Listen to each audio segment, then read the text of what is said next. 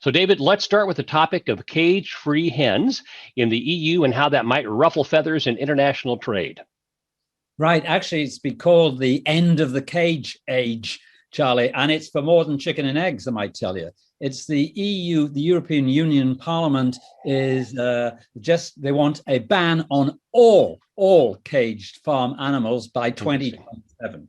So that's chickens for meat, chickens for eggs, pork, hogs, dairy, the works. That's going to cause trouble, I would suggest. Why? Because they're also calling for all imports into the EU for those products to meet the same standards, and that will ruffle feathers, I would imagine.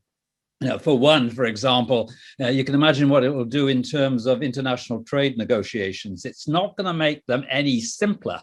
And as we know, for goodness sake, that the agricultural tail always wags the dog when it comes to trade negotiations, and it will do lots big time, I would suggest.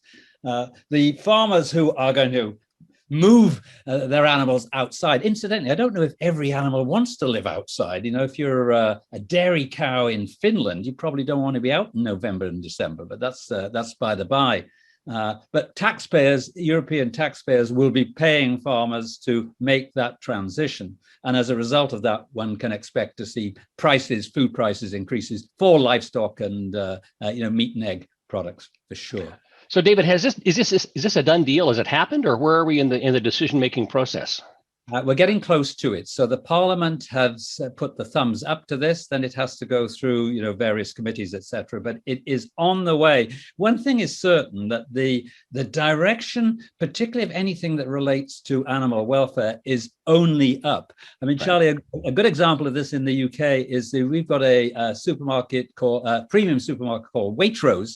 And they're trialing an app at the moment which measures the well-being of farm animals. And then they relate that to how it influences performance. So, that green bar when it comes to animals is just going up. I just see more and more of it, and it will cause havoc initially.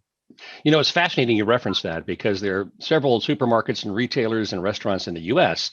that have made commitments to go to cage-free, but the production industry, has not yet converted. And some analysis by Rabobank says it would cost about $7 billion US for the industry to make that transition. The difference here is the taxpayers are not going to foot that bill. And so there's still great debate about how that transition might happen, but it'll be fascinating to see if the EU can make that transition happen by 2027. Exactly. I would think, too, your farmers will be a little worried about EU exports of livestock and dairy products, which essentially will be subsidized to be super free range. Absolutely. There'll be trouble. Fascinating.